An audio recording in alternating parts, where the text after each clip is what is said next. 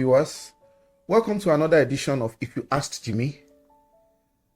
On this edition, I'll be talking on abroad is not success. Abroad is not automatic success, and I will walk you through what inspires this particular topic. It's not success that someone travels abroad just by merely traveling abroad, by just taking their bags, packing their bags, and just crossing the border to another country. That someone travels abroad might even be an indication that things are not going right for them in their own country. Because nobody just picks their bag and leave their base where they call home if things are going on well for them. There are people that are doing so well in Nigeria, for example, that there's no incentive or any amount of money that you can give to them that will make them to leave. There are people that are not even doing so well, but they have roots and they're already in a stage of their lives that there's nothing you can use to motivate them to say they want to move abroad. So it's so simplistic and foolhardy to think that in all cases that those who move abroad are better than those they left behind at home. If somebody takes a flight or travels across the border, landing in that territory, you just moved yourself physically, is defined as traveling. Traveling doesn't always translate to money or success or all that kind. And not all traveling are profitable. Why I'm saying this is because there's a lot of people that are trying to relocate, which is not a bad idea. The choice to relocate or not to relocate, everybody has that choice. But for those who are struggling to think that all their problems will vanish, those who are facing the economic hardship, to have that, primitive thinking that, basic thinking that the moment you move to a different location, that everything will just become okay for you, is a joke of the century. That is not to say that relocating to a different part of the world won't give you an advantage. Sure, if you plan very well and you calculate very well, it could give you a better chance of succeeding based on different factors. The beauty of it is that for most people who travel, at least results have shown that a lot of them actually are able to make it better abroad. Why? Because there are more opportunities and they can leverage the advantage of the organized society, availability of jobs, or, just the opportunities in their new environments, their new countries, to better their lives, which is actually the target. That's the aim of most people who want to leave Africa or some parts of Africa or some parts of the world for another part of the world, like let's say Canada, America, and so many European countries and Australia. People do travel, and I want to differentiate between traveling and relocation. If you travel, you might travel for an event. For you to travel for an event, you need an invitation. You could also travel on a visit. You are visiting someone, they invite you to visit them. You could travel on a tourist visa on your own. Those are traveling, not relocate. That is traveling, not relocating. You can go for a conference. You can apply for a conference and you get invited by the conference organizers. But that is what? Traveling. That's not relocating. Relocating means that you are actually moving, either temporarily or permanently. You are shifting your base to a totally new country in order to continue your life there. So, for that relocation to translate to success for you, the class of visa you have in your hands is very, very important. Very, very important. Because for most people who are aiming to Japa, like in Nigeria, that term means to flee, to escape to another, land or another location, just to get out of the hardship in their immediate environment for better opportunities, for greener pastures. There are different classes of visa and the visa you hold in your hands at the point of departure is going to really impact a lot on the outcomes that you get from the traveling.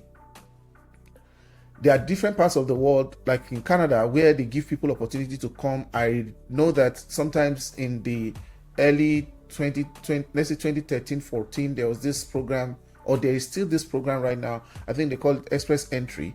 And they use it to recruit the best of the best in the world. They use it to recruit professionals from different parts of the world.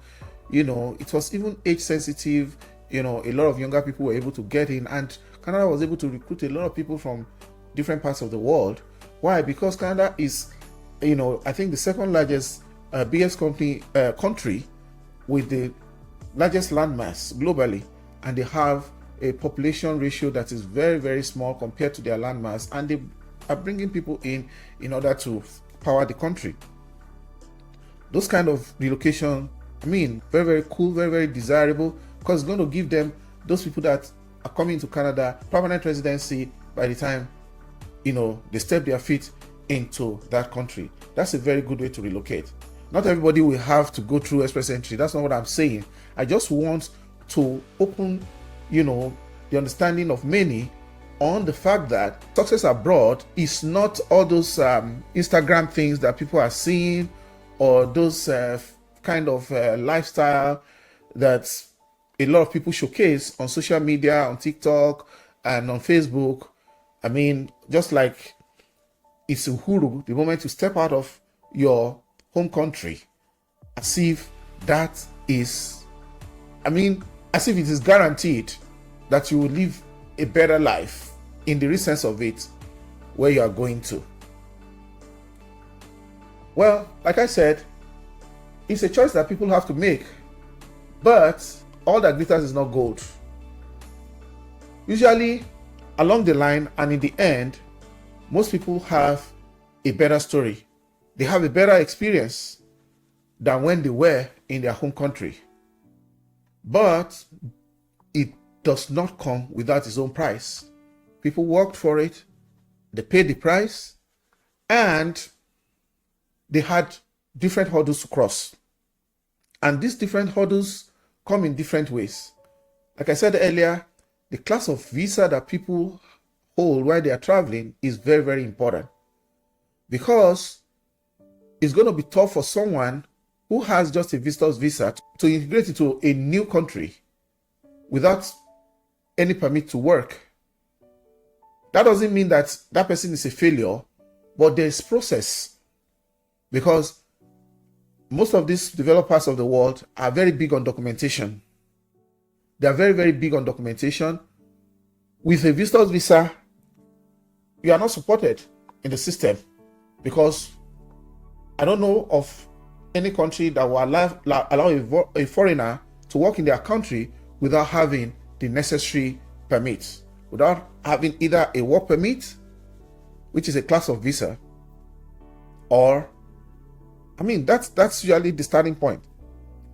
And to have a work permit, it depends on the category of visa, whether it's a spouse visa, whether it's a fiancé visa.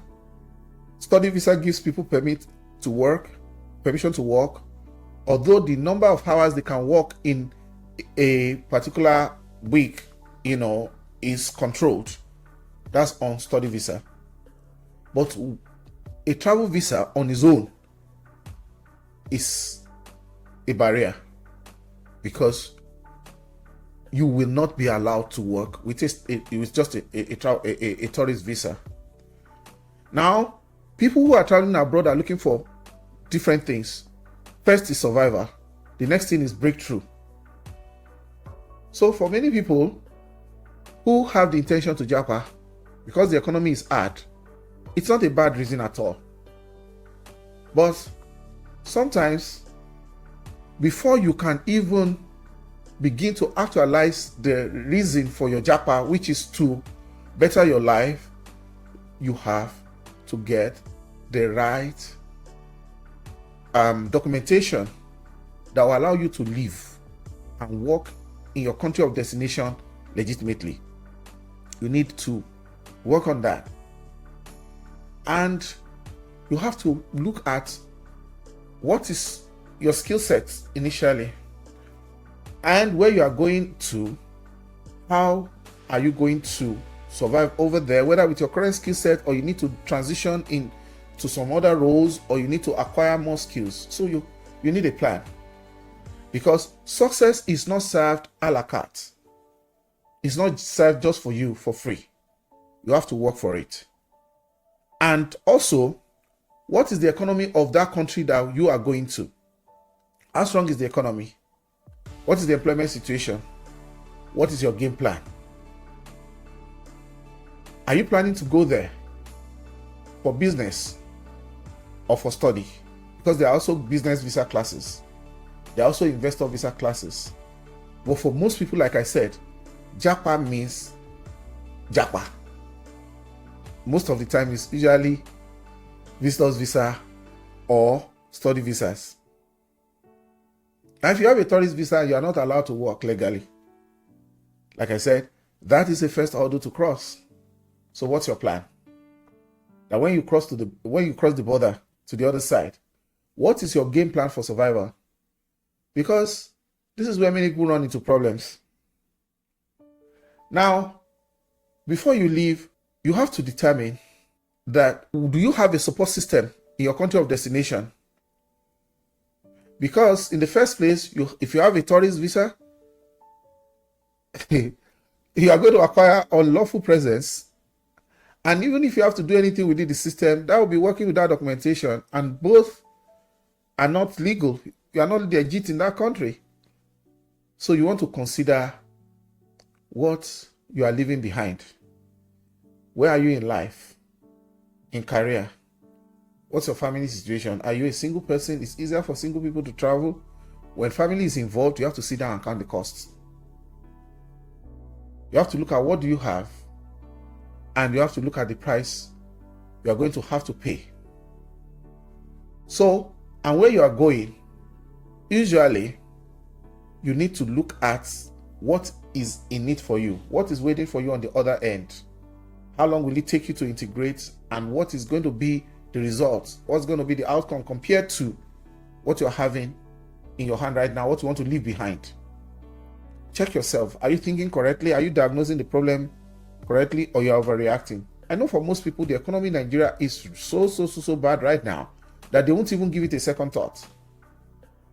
Now, if you decide to move, who or what is your support system? Because the success of most people abroad depends on who their host is. If they travel to a country, a new country, the quality of information they have.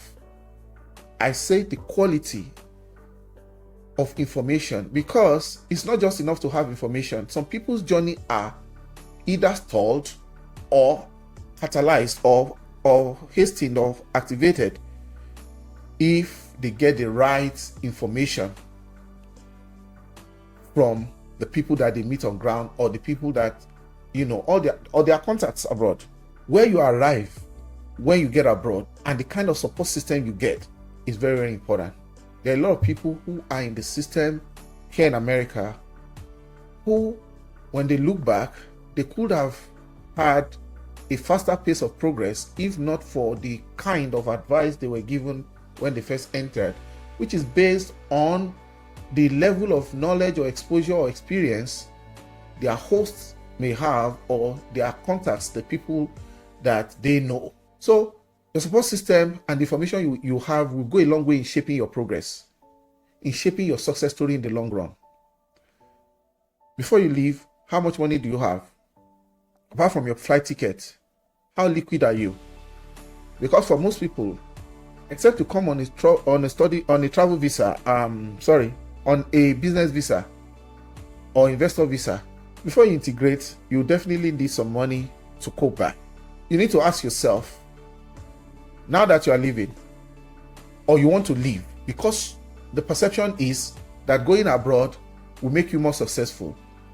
For most people, there's no doubt about that. What I'm trying to pass across is that it is not automatic. It's not as if there's one money that is waiting for you somewhere, or you come to the West and start plucking money from the tree, or to any other part of the world that you go.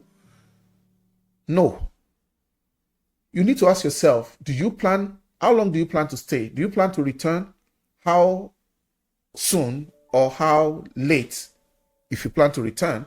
Do you want to work for a number of years and retire? For long years, you want to work and retire? Or you want to just stay for a little while, get yourself together, probably work and make some money and then go back to your home country?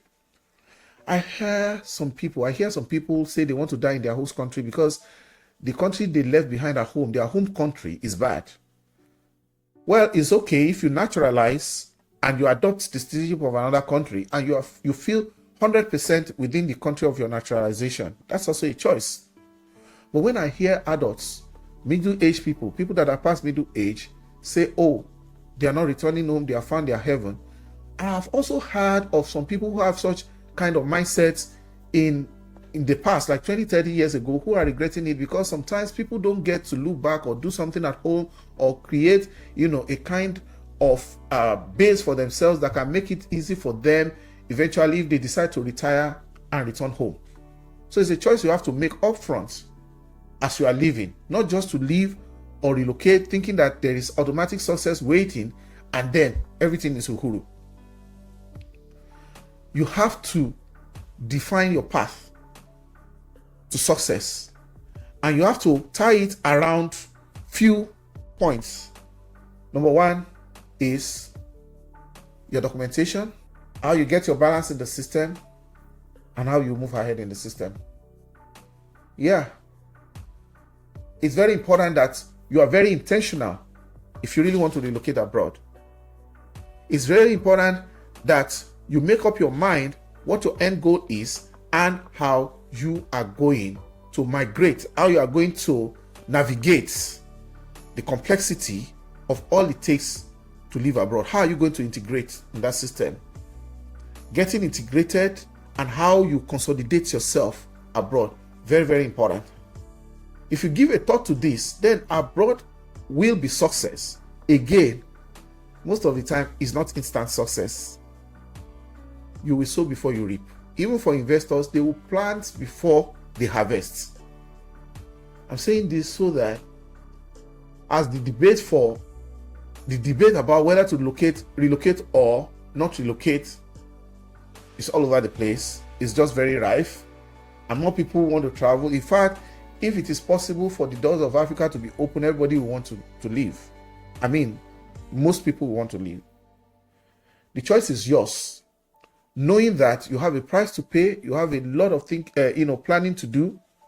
If you decide to move abroad, you decide to relocate, it's going to be your choice.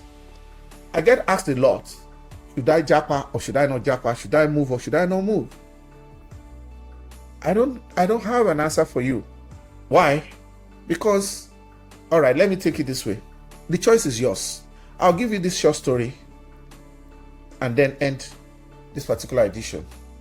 This is the story. There's an old wise man in the village and everybody respected him because he always have an answer to everything. And one small boy, a little boy in the community, he wanted to embarrass this old man one day. And in the eyes of everybody, the little boy was holding a bird in his hand, a live bird, a small bird. And he showed it to the people and said, people, see, this is a bird in my hand. And in front of the old man, he said, old man, see, this is the bird. Now, the boy clenched his fist in which he was holding that bird. And he stretched his hand back to the old man. He said, old man, can you tell me, is this bird living or dead? And how is the old man supposed to know whether the bird was living or the bird is dead? This boy has the bird in his fists. He's clenched the bird in his fist. If the old man says the bird is alive, the boy will go ahead and crush the bird and the bird will die. If the old man says the bird is dead, the boy will release the bird and the bird will fly away and that old man will be put to shame. So the old man put down his head and thought. And he looked up. Everybody was, really looking up in anticipation of, today is today. We will know whether this man is really wise or not, whether he knows it all or not. And the old man took a deep breath. And he told the small boy, he said, you have the bird, right? You are the one holding it in your hands.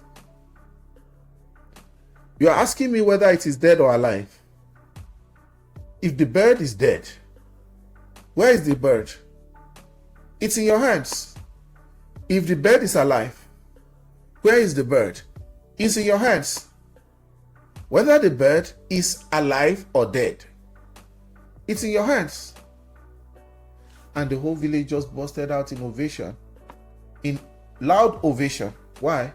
Because that was a very wise way of approaching the situation.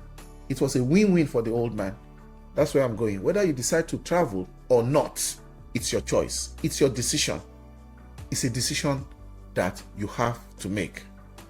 I hope you gained one or two insights on the basics of relocating abroad, and that people should moderate their expectation, not thinking that just crossing the border translates to automatic success for them. I want to welcome your opinions in the comment section as we continue, on topics that will help us to learn, to grow, and to live better in this complex and very rapidly changing world. Thank you for staying tuned to the end. I will see you on the next one. Please remember to like this video and subscribe to this channel. Also, remember to join us on our social media channels on TikTok, on Facebook, and on Instagram. You will find the link to the channels in the description below. Thank you, and see you on the next one.